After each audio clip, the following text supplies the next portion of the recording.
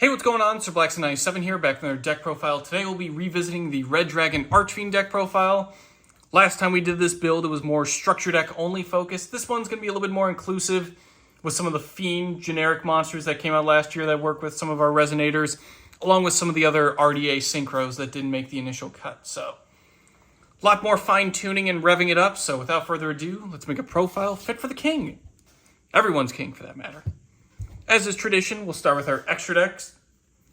And what better way than the best sort of combo extender and enabler, that being 3 copies of Red Rising Dragon. This one isn't a once per turn in its effect, so definitely one that you want to consider running 2 or at the very least 3 copies of, just because it really does put in work in helping you get into your synchro climbing.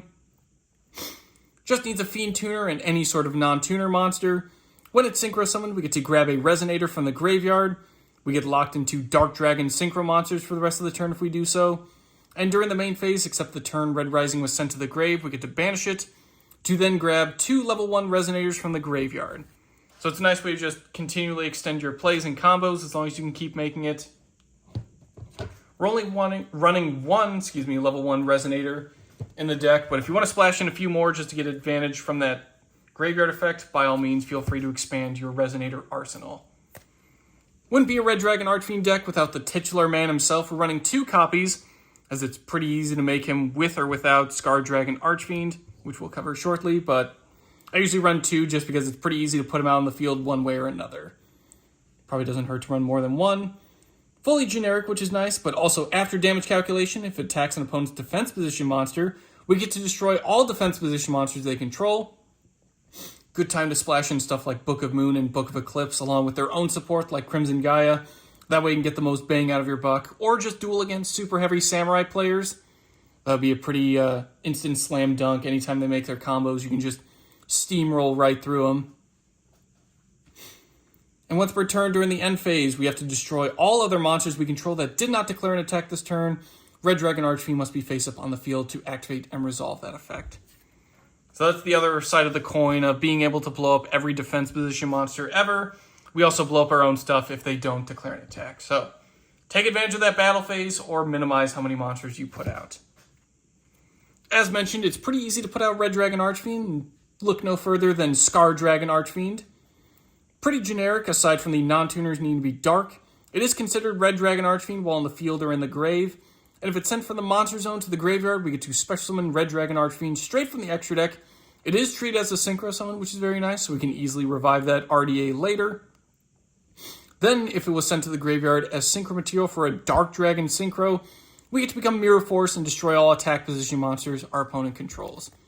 So if our opponent isn't putting enough stuff in defense position for the regular RDA, Scar Dragon will put them in their place by just taking out all the attack position monsters they have.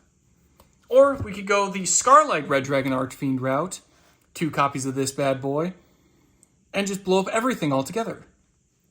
Generic like the original, its name becomes Red Dragon Archfiend while on the field or in the grave, and once per turn we can destroy as many special summoned effect monsters on the field as possible, with attack less than or equal to Scarlights, other than itself obviously, and then we burn our opponent for 500 damage for every monster destroyed. So regardless of battle position, as long as it's a special summoned effect monster, it's disappearing, it's going away. What's also nice is if you blow up your own stuff, like if you make a bunch of scapegoat tokens, only your opponent takes the burn damage regardless of what monsters on which side of the field were destroyed. So if you have plenty of fodder on your side that you don't mind nuking through Scarlight, get a nice bit of burn damage that way. And the final level 8 RDA monster is 1 copy of Hot Red Dragon Archfiend. Generic just like the original.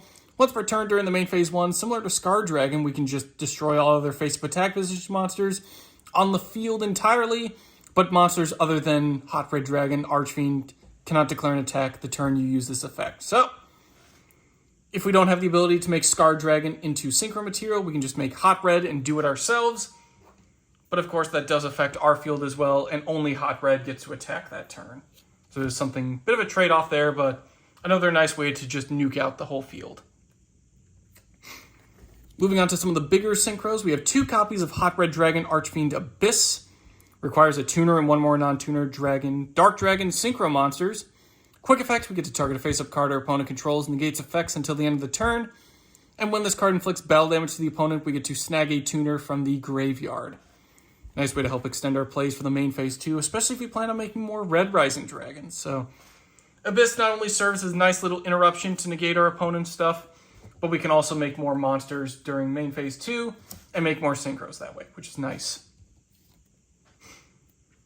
Up next, we have one copy of Hot Red Dragon Archfiend Bane, one tuner and one or more non-tuner Dark Dragon synchro monsters similar to Abyss. Get to tribute a monster to then target a Red Dragon Archfiend monster in the graveyard, so it does give us some variety. But at the very least, stuff like Scarred Light and Scarred are considered RDA by default once they hit the grave, so that's pretty cool. So we get a nice Monster Reborn for that. When it inflicts battle damage to our opponent, we get to special summon 2 tuners this time. Same level, one coming from the grave similar to the Abyss, but the other one comes from the deck, which is very terrifying. Again, more extending. Nice way to take advantage of that RDA monster we revived, as we can go into some bigger monsters that way. So both Bane and Abyss can really put in work for helping hitting the field more fluidly. And just making the most out of main phase 2. Since a lot of their stuff goes off in main phase 1, we can make the most of main phase 2 by just making more synchros, like Tyrant Red Dragon Archfiend. Bit of an awkward level being 10 but requiring 2 tuners, but 2 level 1s in an RDA or 2 level 2s as I usually do it in a Red Rising, you can easily make this guy.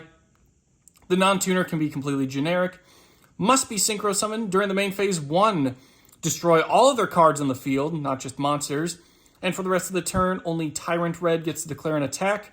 During the battle phase, if something did survive, that being a spell or trap, and it gets activated, quick effect negate the activation, and if we do destroy it, then Tyrant gets a permanent 500 attack boost, which is nice. Keeping it just above Scarlight, so we don't have to worry about getting blown up there by his effect. This is absolutely awesome. It's just such a cool card, especially card art. This one's a bit unnecessary, as you're probably going to want to go into other cards like Scarlight that don't restrict other monsters from attacking, but still, if you want to close out in style, bring out the Tyrant, nuke everything, and if your opponent does try to activate some sort of spell or trap, you can at least negate that out in the battle phase. And then finally, rounding out our extra deck lineup, we have one copy of Red Supernova Dragon. This one requires 3 tuners this time and 1 or more non-tuners synchro monsters. Must first be synchro summoned. Gains 500 attack for each tuner in the graveyard, so it makes a lot of sense that we're using 3 tuners. That's a nice attack boost to pay off there. So hitting at the very least 5,500 attack once it hits the field. Can't be destroyed by opponent's card effects, which is nice. And once per turn, when your opponent activates a monster effect or chooses to declare an attack, doesn't have to be on Red Supernova. Probably wouldn't be attacking into it anyway, but anytime they declare an attack, as a quick effect, we get to activate this effect, banish Red Supernova, and all cards our opponent controls. And then once per turn during your next end phase, after this card was banished by its own effect, special summon this banished card. So it's a nice take on Supernova Dragon, or Red Nova Dragon, I believe. Instead of just negating attacks and banishing itself, it then negates monster effects and just banishes out everything. I don't think it necessarily negates, but still. Your opponent's entire field just getting banished and then having Red Supernova to spite them return during the following end phase that's yours. Pretty terrifying to say the least. Definitely a boss monster to invest in making as quickly as possible, as your opponent will want to think twice before dealing with this thing. Unless they're running something like Kaijus, or they have a way to make Dark Ruler no more and 5-headed dragon to beat over it, but it's going to require a lot of effort. Moving on to the main deck, we're starting off with the Resonators. Buckle up, because there's going to be a lot of them. 3 copies of Soul Resonator. This is one you absolutely want to max out on. It's ever normal or special summon, we get to add a level 4 or lower Fiend from deck to hand. Any Fiend, so this does broaden our horizons with a bunch of stuff. Although we get locked into Dark Synchros for the rest of the turn, so not as punishing as Red Rising with the Dark Dragon Synchros. Soul, if we make it early enough, can at least let us make a few other stuff like Ally of Justice, Catastor, or any sort of Dark Synchro that we want to make and take advantage of. If a card we control be destroyed by battle or card effect while we control Red Dragon Archfiend or a synchro monster that mentions it, we get to banish this card instead, so it's a nice little bit of protection. But for the most part, you're going to be running a lot of copies of this just so you can get the most bang for your buck on that search. Up next, we have 2 copies of Vision Resonator. control a level 5 or higher dark monster on the field. Doesn't have to be a synchro as long as it's level 5 or higher and it's dark. So if we open up, if anything, like a Kaiser Vorse Raider, we have this to follow up with, we can easily special summon it from the hand. And if it's sent from the field to the grave, or just sent to the grave in general, we get to add a spell or trap that mentions RDA from deck to hand. So this covers pretty much all of our back row, whereas Soul covers pretty much all of the monster lineup, which is nice. So it's also a nice Foolish Burial target as long as you can just mill it out and then easily get your search off that way. But it's also a free special summon, so you really don't need to worry about the Foolish Burial part. Free material is really what benefits it the most. Speaking of free material, here's Crimson Resonator. If we control no monsters, it's a free special summon from the hand. And if we control exactly no other monsters aside from just one Dark Dragon Synchro, we can just special summon 2 Resonators from the deck that don't have to be hand or deck, that don't have to be the same level, unlike some of the other cards like Bane. They can just be 2 Resonators, so we can grab a level 3 like Soul or a level 1 like Synchron.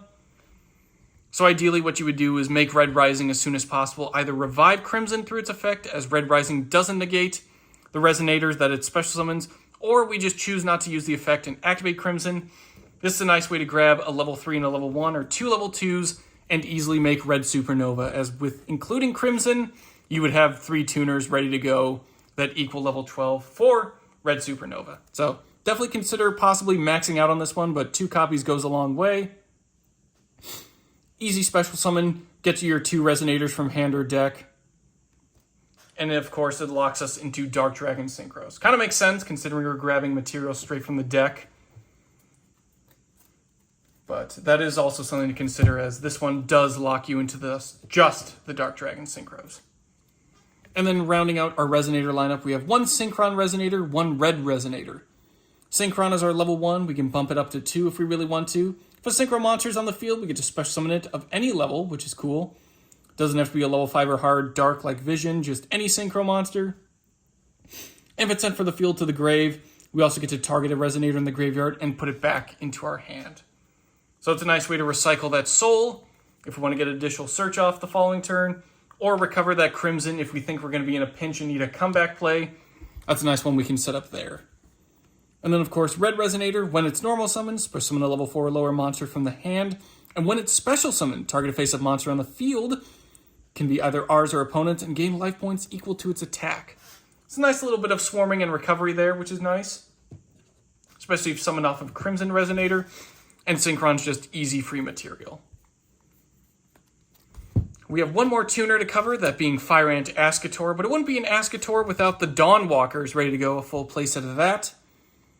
Ascator Dawnwalker, we get to discard a card to special summon it from hand in defense position, then we get to grab a Fire Ant Ascator from hand or deck.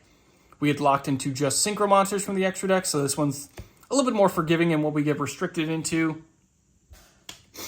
And Fire Ant Ascator is our nice little level 3 tuner. It's an insect though, not a fiend, so if you do want to take advantage of those fiend tuners, maybe recommend running Supe Dawnwalker, or Duskwalker, excuse me, and a copy of Supe. But this is just meant to be a nice little bridge to your level 8 synchros. When Ascator is destroyed by battle and sent to the graveyard, we get to target a level 5 monster in the graveyard, special summon that target, negate its effects, and send it to the graveyard during the end phase. So it's a nice way to recover back into Ascator Dawnwalker, as a nice way to intercept our attacks, and we won't really, not really much benefit as it gets sent to the grave, but it's more of a defensive card if anything. But at the very least, we're just getting it straight from the deck with Dawnwalker, so it'll serve its purpose as a tuner nonetheless. Moving on to some of the other level 4 extenders, we have 3 copies of Bone Archfiend, 2 copies of Wandering King Wildwind, We'll start with the Bone Archfiend. If it's in the hand or grave, we get to send one other card from hand or field to graveyard, special summon it, but then get locked into Dark Dragon Synchros from the extra deck. This one doesn't banish when it comes back from the grave, which is nice. So it's definitely something you want to run 3 of, as opposed to just Wildwind, which is more hand-focused.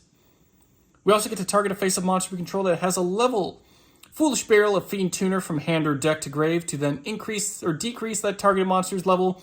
You can also target itself by 1. So we can bump it up to level 5 or bump it down to a level 3. What's also nice is you notice Soul Resonator is a level 3, so it's a nice way to bump up Soul to a level 4. And as mentioned, it doesn't banish when it special summons back from the graveyard. So it definitely has a lot more continued reuse and utility. Wandering King Wildwind, if you control a Fiend Tuner with 1500 less attack, which is every Resonator ever created, we get to special summon it from the hand.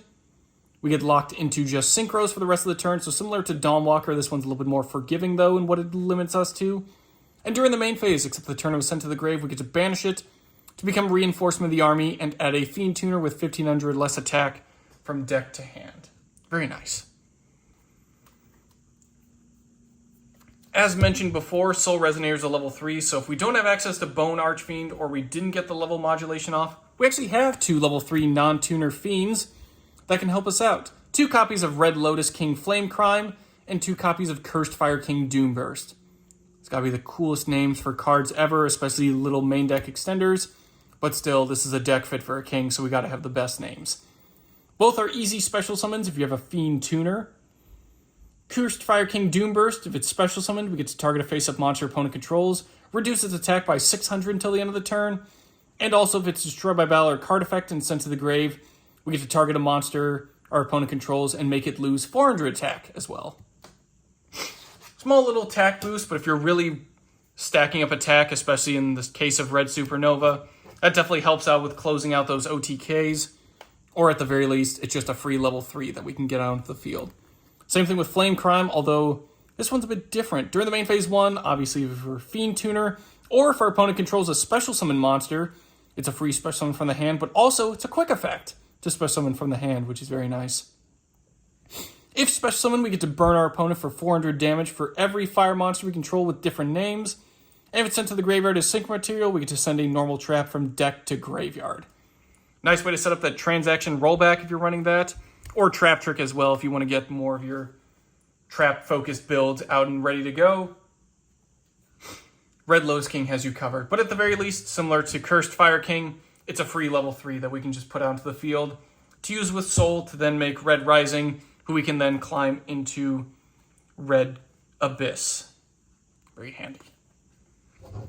Finishing out our non-tuners, we have one more red monster, that being Red Sprinter. When it's normal summoned or special summoned and we control no other monsters, we get a free special summon of a level 3 or lower Fiend Tuner from hand or grave. So it's a nice way to grab some of our level 2 tuners.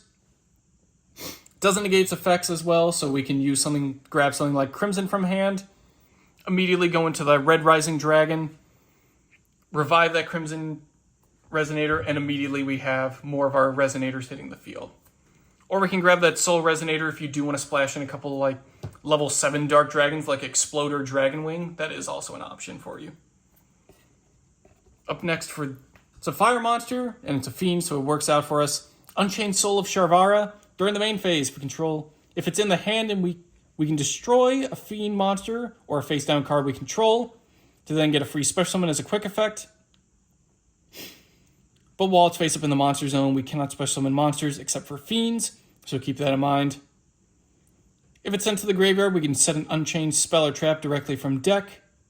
This is basically just to clean up some of the Resonator tuners we have. It might be worth splashing in a Fiend Synchro monster just to help clear this guy out, but just to help with our OTKs, that is a free 2,000 attack we can take advantage of. Clean out some of those weaker Resonators we didn't get to make use of, and then just help close out the duel. So it's more of an ender, game ender at least, but it does help out. Plus it's a quick effect, which is nice.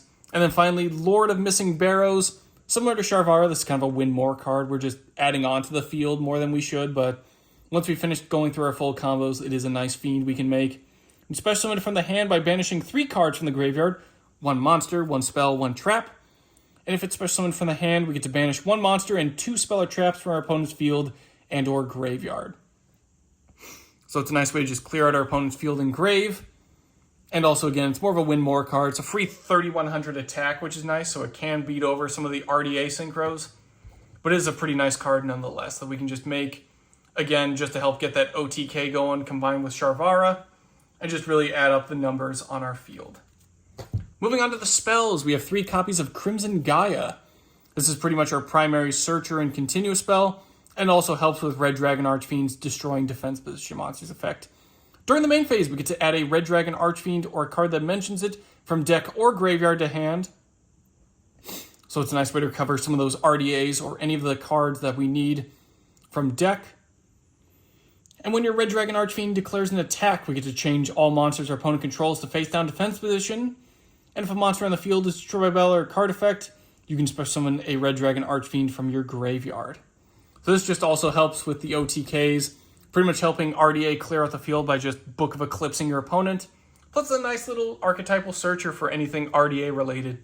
Plus you can grab stuff from graveyard, so absolute 3-of for sure. Up next we have not just Wandering King Wildwind grabbing us Resonators, but also Resonator Call. This is pretty much like Medallion of the Ice Barrier. It's not a once per turn, but we can just use Resonator Call to grab a Resonator from deck to hand. This is pretty much the ultimate one you want to max out on. Absolute joy to just grab any Resonators we need in a pinch. That's kind of why we're now running 3 copies of Crimson Resonator, but if you absolutely want to, definitely bump that one up. But Resonator Call just gets us any Resonator we need at a moment. But if we have too many Resonators and not enough non-tuners, 2 copies of Resonator Command to help balance it out. Discard a Resonator monster to then add a level 4 or lower Fiend from deck to hand. This one is a once per turn though. So this pretty much is like the opposite of Resonator Call. If we need to get some of those non-tuner Fiends, Resonator Command is a nice way to just kind of reorganize and rebuild our hand. Plus it fills up the grave, so if you discard something like Vision, you can also get that spell and trap search off for something like Crimson Gaia. Or you can also search for this, the Absolute Power Force, that being, well, Absolute Power Force. This one's absolutely a ton of fun. Definitely 2 or 3 of for this one. Target a Red Dragon Archfiend you control. If that monster you control battles an opponent's monster this turn, it has to be a monster, so you can't declare a direct attack and use this effect, but as long as you're battling a monster, get to apply this effect. It gains 1,000 attack. Your opponent cannot activate cards or effects. And it also inflicts piercing damage to your opponent. But also, any battle damage your opponent takes from that battle is doubled. Yeah, let me go ahead and run that through for a second, because I don't think... This really is the absolute power force. Plus 1,000 attack, so your RDA is at least 4,000 attack. Your opponent can't respond to it attacking. It does piercing damage, and any battle damage it inflicts, whether it be a monster or a defense position monster, that's going to be doubled. So if your opponent's really powered down by something like Cursed Fire King, or if you've really boosted up your RDA, Absolute Power Force is going to do absurd amount of damage. You're really just going to crush your opponent. Again, it also helps out with stuff like Sharvara and Lord of Barrows, just to add on additional attack and really clean out your opponent's field. So definitely want to consider 2 to 3 of the Absolute Power Force. For draw power, running Pot of Extravagance. Most of the big synchros are running, like Red Rising especially, are 3-ofs or at least multiples. So banishing a couple copies or even like a Tyrant isn't the end of the world. If we do end up banishing Red Supernova, we still have stuff like Crimson Gaia and Absolute Power Force to fall back on, just to make sure our base RDA is putting in work. Pot of Extravagance, how it works. At the start of the main phase 1, this has to be the first thing you do at main phase 1. Banish 3 or 6 random face down cards from the extra deck face down, and draw 1 card for every 3 cards banished for this effect. For the rest of the turn, we cannot draw cards by card effects. This is just a nice way to banish 6 cards, draw 2, continue our plays. Just got to make sure you do that the first thing at the start of main phase 1. Moving on to our trap lineup, we have a nice little Fiendish Engine, that being 1 copy of Fiendish Chain and 3 of Fiendish Golem. Fiendish Golem, we get to target a monster on the field with 2,000 or more attack, banish it until the end phase of the next turn. Then, if we activated it while we controlled Red Dragon Archfiend or a synchro monster that mentions him, we get to set a Fiendish Chain directly from deck or graveyard, which is nice. Fiendish Chain says, activate this card by targeting an effect monster on the field, negate its effects. That face-up monster can't declare an attack while it's also face-up on the field, and when it's destroyed, destroy this card. So it's a nice way to, similar to Abyss, especially if you combine it with Abyss, that's a nice way to get 2 negates out on your opponent, and Fiendish Chain just stops them from attacking altogether too, which is very nice. Plus we can easily recover through Golem, so it's not the end of the world just running a 1-of. Golem will grab it from pretty much anywhere. Moving on to the RDA-focused traps. Time to Stand Up's a little bit more generic, but still, they're all RDA related, at least to me. We got the Red Zone. When your opponent activates a card or effect while you control Red Dragon Archfiend or a synchro monster that mentions it, target and destroy a card on the field. You can also target one of your banished Dark Dragon Synchro monsters, special summon it. So it's a nice way to recover any of our banished stuff, and also just pop our opponent's cards, which is very nice. Time to Stand Up, which is also a really cool card name. If a Dragon Synchro monster is on the field, special summon up to 2 monsters that are Resonator monsters and or level 1 Dragon monsters from the deck. When a monster effect is activated while you control level 10 or higher Dark Dragon Synchro, banish this card from the graveyard to negate that effect. And if you do, one Synchro monster you control gains 2,000 attack until the end of the turn. The next turn, that is. So this is a nice way to grab 2 of your Resonators from deck. Or also just give a giant boost to some of your bigger boss monsters. It has to be a level 10 though, so something like Tyrant would appreciate this. Red Supernova if you don't think your Resonators are giving it enough boost of power. And it's also a nice little negate too. And then finally, closing out, we have Red Rain. Control a level 8 or higher Synchro monster. Banish all monsters on the field except the monster, with the highest level, and the remaining face-up monsters on the field are unaffected by other card effects except their own until the end of the turn. If Dark Dragon Synchro monster is synchro summoned to your field while it's on the graveyard, add this card to your hand. Red Rain is pretty much a nice way to just punish your opponent even further as long as you have the highest level, and then turn your highest level monsters into towers, which is nice.